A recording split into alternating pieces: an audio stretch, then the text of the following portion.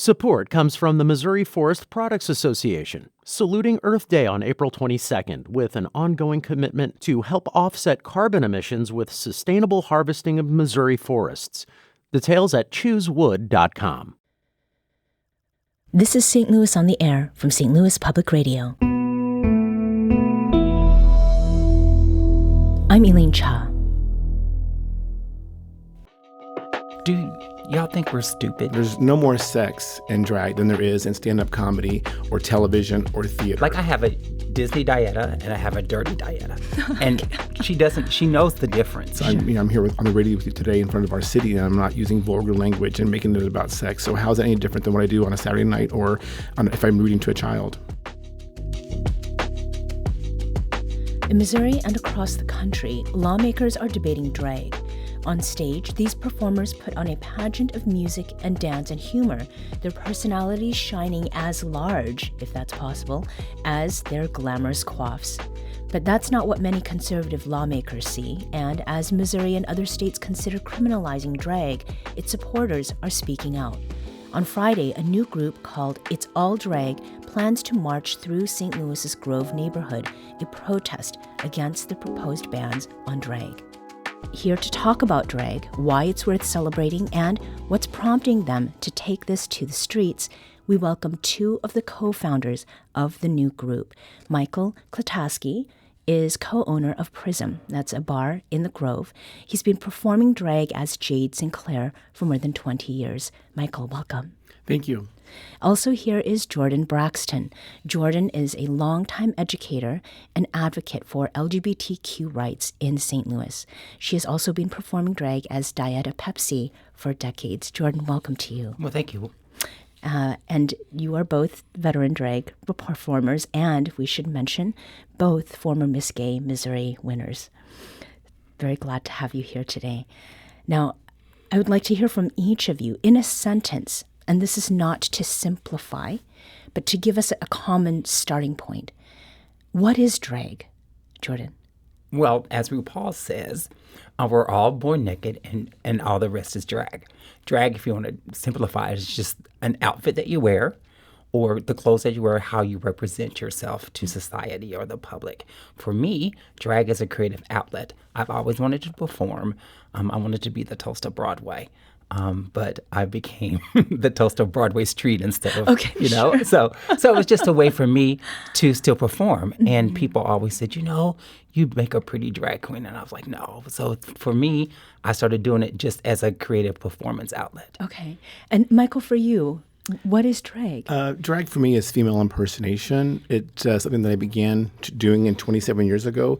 And what I found out that it fulfilled for me was an itch for my theater drive, my theater geek inside. It really allowed me to be a character on stage. Okay, so each of you have had sort of different entries into it. What was your official entry into drag, Jordan? My official entry was an amateur night at a bar called Nights. It was on Vanderventor. It was September 24th, 1983. Wow. No, 85 is when I first competed. I was horrible.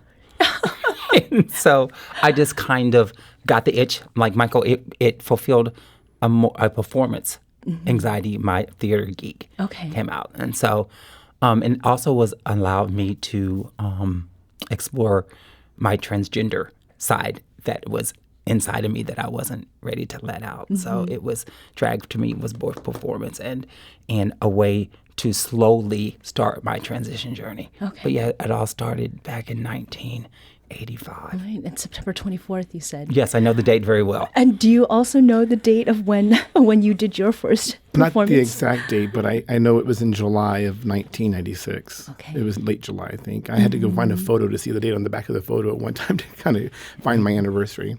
And my journey started actually when I was the president of a Pride Festival out of state, and we were using entertainers to raise money to pay for the Pride Festival. And they thought it'd be fun if the officers who were not traditional entertainers or queens would do a number, and so we did. One of the local entertainers got me up in the face and provided some hair and stuff for me. They threw us up there to do a number, and that's when I realized how much fun I really had. Okay, so in each of your cases, that first time is the thing that set history in motion. the drag bug bit. You get hooked. You get hooked. Now, you both are part of this new group. It's All Drag.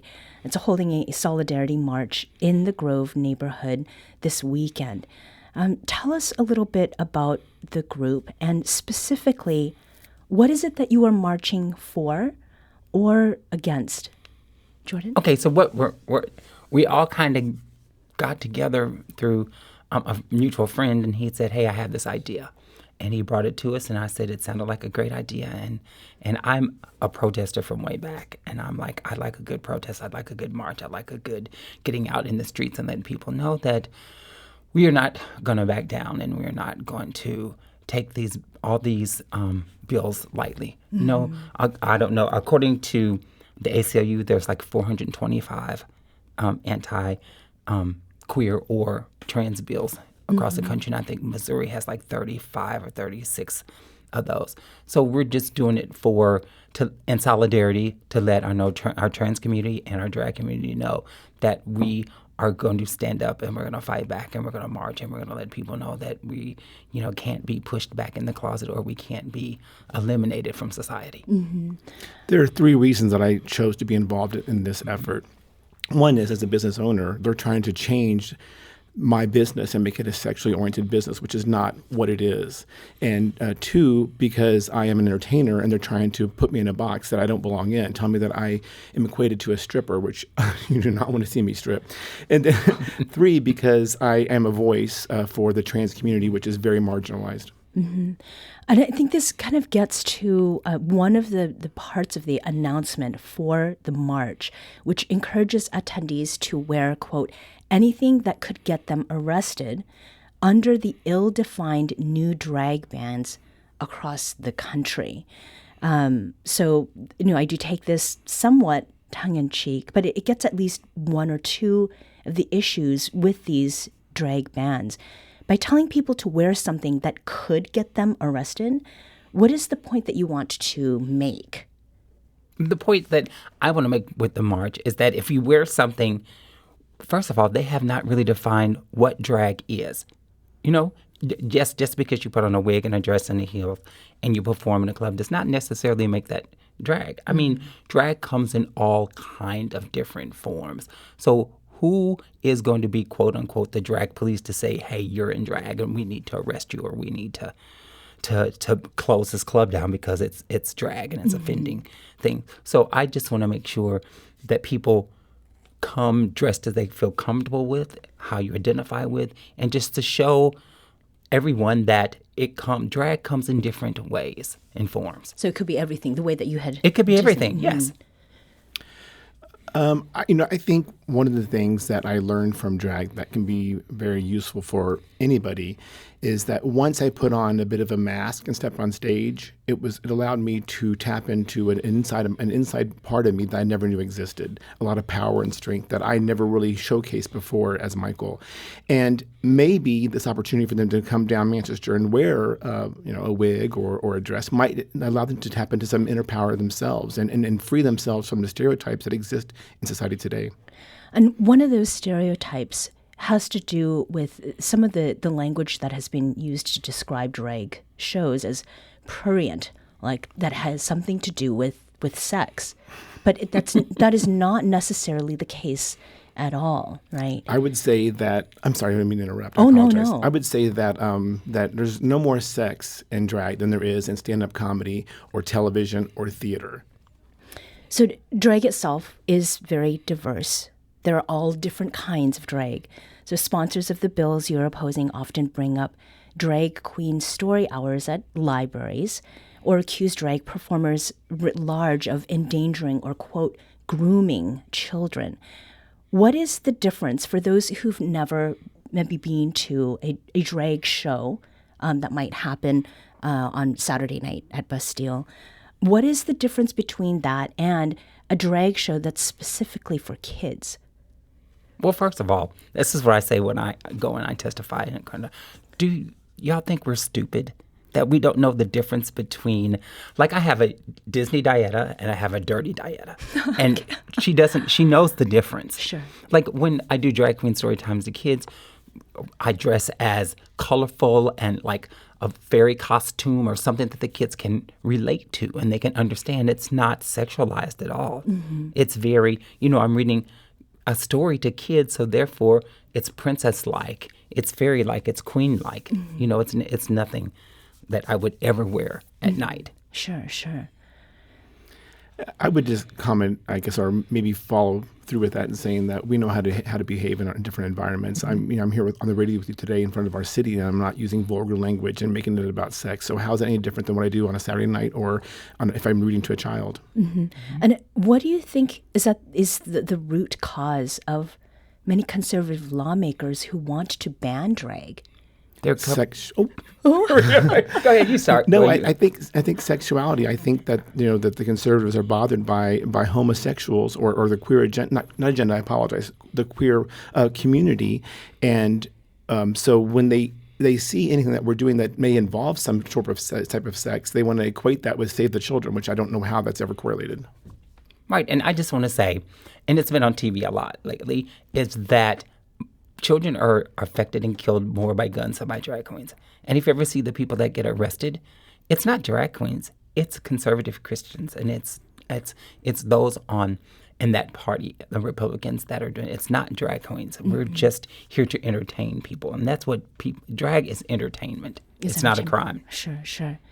We're speaking with Jordan Braxton, a longtime educator and advocate for LGBTQ rights in St. Louis. She's been performing drag as Dieta Pepsi, both Disney and Dirty, for decades, as well as Michael Klataske, who is co-owner of Prism Bar in the Grove neighborhood, and he's been performing drag as Jade Sinclair for more than 20 years. We were just talking about events that are intended for kids, and I want to make sure that we don't gloss over that part, because it seems to be the thing that is the sticking point for many people. Michael, how did you become involved in drag queen events that are intended for children? I have never myself done any story times. I was asked to, but it was during COVID, and I declined because I didn't want to spread, be a part of spreading any COVID or anything. But I have participated at Pride events, which are open to all ages. And again, it was very much, a positive experience, a fully clothed experience. Most entertainers, or at least female impersonators, are wearing more clothes than you are right now. We wear layers of undergarments and stuff to make sure to really kind of contour our bodies to more of a feminine illusion. So we're fully clothed. It's upbeat, positive music that makes people feel happy about themselves. Now, Jordan, you went to Jefferson City to testify against some of these bills. And one would have banned what it termed, quote, adult cabaret performances, including, quote, male or female impersonators who provide entertainment that appeals to a prurient interest, which I'd mentioned earlier, in public or in a place the performance could be viewed by a minor. Could be viewed. Now, what did you want lawmakers to know about how that bill would affect you? I said, first of all, as a trans woman, how do you know when I'm in drag and when I'm not in drag? That's the first thing.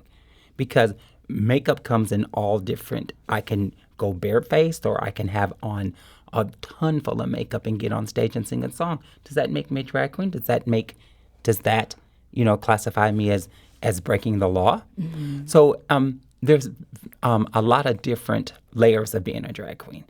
And so I told them, how can you define what a drag queen is? Have you been to a drag show? How do you know what goes on a drag show? And 9 out of 10 of them had never seen a drag show before. They saw clips of what people had submitted to them. As we all know, you can pick and choose what you want the narrative to be. Sure. And so I just questioned them a lot about we're not naked, we're not, and I just testified in front of them and asked them, had they ever been to shows, and explained to them that drag queens are contributing to society, and most of us have jobs. Right. To me, drag is not my job. I have another job outside of that. It's kind of a hobby. It's kind of something that I do as a creative outlet.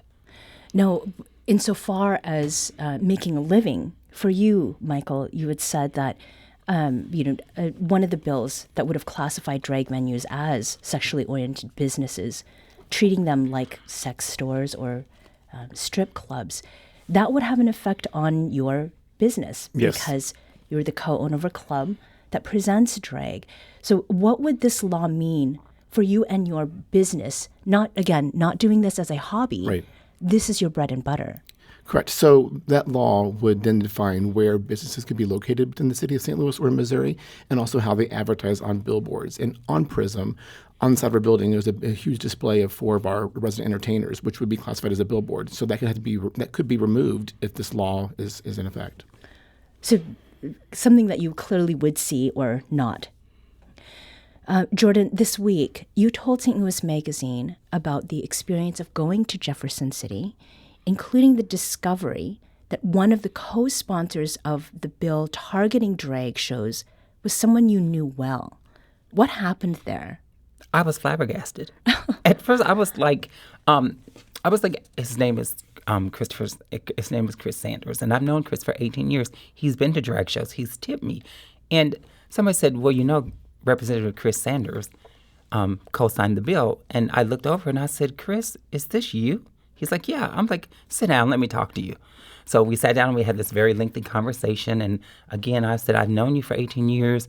We've dined together. We've come to shows. You've tipped me. You know what drag shows are, and you know how we conduct ourselves." And another person that with me, Akasha, she also had a few moments with him. Mm-hmm. And by the time the bill came around, he had showed me where he'd taken his name off support of the bill. Mm-hmm. And another thing, that night when it came for, when you go, the people who present the bill, they present it. And then there are people who are in support of the bill get to speak. There was not one public person there to support the bill.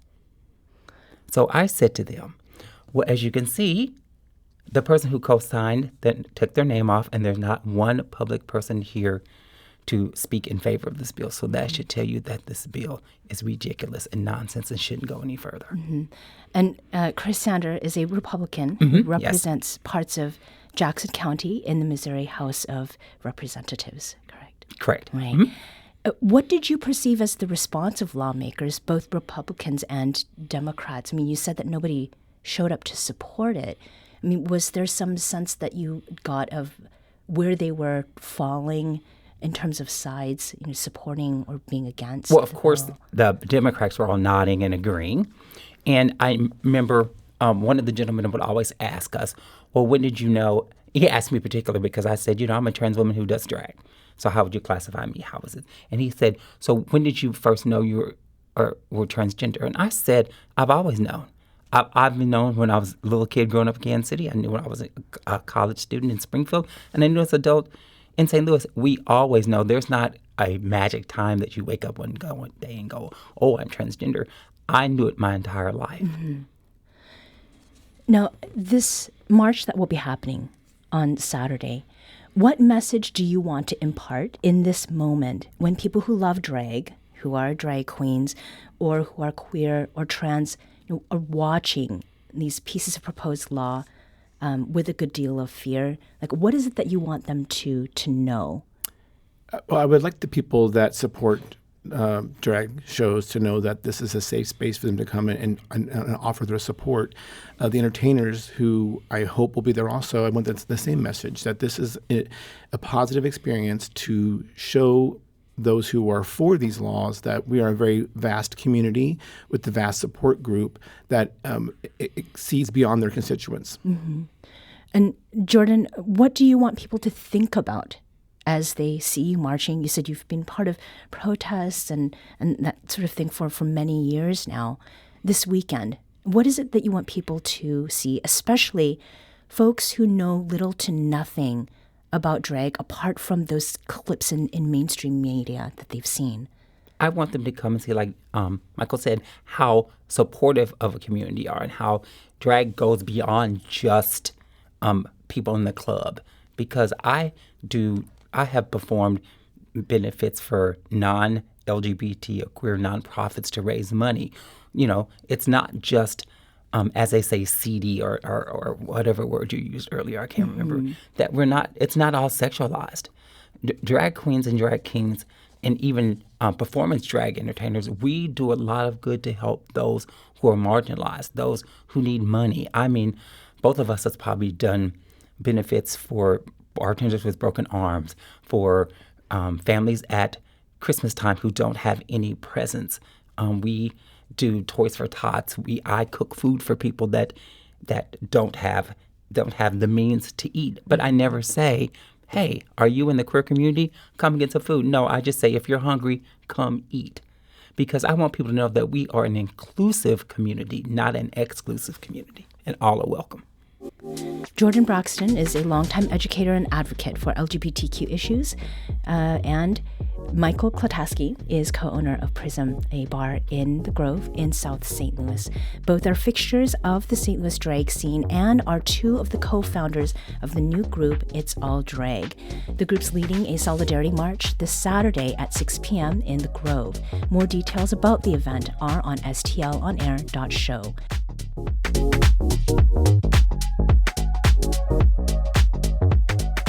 This episode was produced by Danny Wysentowski. Audio engineering and podcast design by Aaron Dorr. Our production intern is Avery Rogers. Our executive producer is Alex Hoyer. St. Louis on the Air is a production of St. Louis Public Radio. Understanding starts here. Our podcast proudly supports St. Louis artists by using music from Life Creative Group. Do you find yourself regularly listening to episodes of St. Louis on the Air? Suggest us to a friend you think might enjoy our conversations, and leave us a review and rating on Apple Podcasts on the App Store. It's the simplest way to help people discover our show. Thank you. St. Louis Public Radio is a member-supported service of the University of Missouri St. Louis.